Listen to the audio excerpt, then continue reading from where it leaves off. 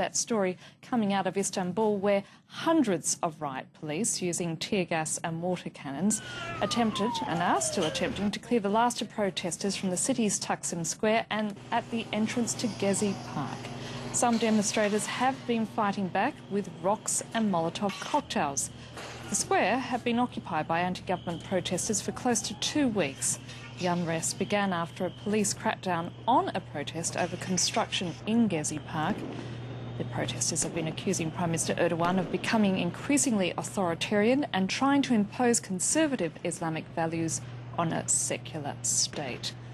Earlier, the Prime Minister spoke to the Turkish Parliament, where he announced 4 people had died so far in the protests. He's ordered them to immediately leave Gezi Park, saying that the protests were destroying Turkey's image abroad. Now, in the last few hours, police have begun to encircle Gezi Park. For more, let's cross now back to our Istanbul correspondent, Jasper Mortimer. What's the latest there, Jasper?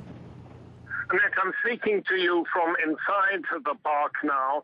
I'm actually at one of the infirmaries. They've rigged up 2 health clinics here, and their news is that one person was killed in the attack on Taksim Square this morning, a young man who was hit in the head by a tear gas canister. They said he was definitely dead, taken away by ambulance. They said they've treated about 50 people here, 6 to 7 of whom were seriously injured, either by being hit by tear gas canisters or by the chemicals, the gases themselves. I got this from a coordinator of the Taksim Solidarity Platform movement called Cengiz. He didn't want to give me his surname. Jasper, given that you've been speaking to protesters, what are they going to do in light of this fairly harsh response, or very harsh response, by the Turkish police? Well, at the moment, I mean, you can never say what they're going to do if they're bombarded with tear gas canisters, and the police have been firing a lot of tear gas canisters. But I spoke to a spokeswoman of the Taksim Solidarity Committee here. They've got their own offices in the park, and she said we don't believe in any negotiations with the government. We don't trust the government. They said they wouldn't attack the park, but when we tried to give a press conference on the steps leading into the park at 1 o'clock, the police tear gassed and pepper gassed us, and we couldn't even finish our press conference.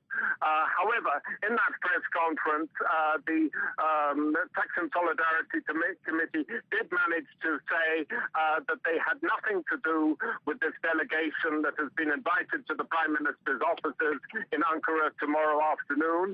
They said those people who would see the Prime Minister are not their representatives. Jasper, we were talking earlier, given the images that we've been seeing beamed out of Istanbul, that it appeared that more and more protesters were joining those already in the park. Is that still the case? And are they able to access the area, or have the police blocked it off? No, they are able to access it. The police have removed many, if not most, of the barricades that the protesters erected on the streets leading in to the square. The police bulldozed them and brought in earth excavators to pick up the rubble and put it into trucks and drive it away.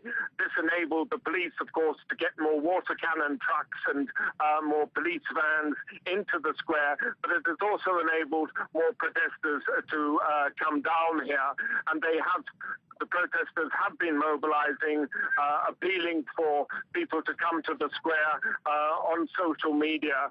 And in the park itself, it's a forest of tents and ropes supporting political banners. Were the police to try and storm the park as they stormed the square this morning, I think casualties would rise dramatically, because people would be tripping over the ropes, they'd be entangled in the tents and everything like that. It would be a very ugly scene. Jasper Mortimer reporting there from Gezi Park in Istanbul, and joining me now here in the studio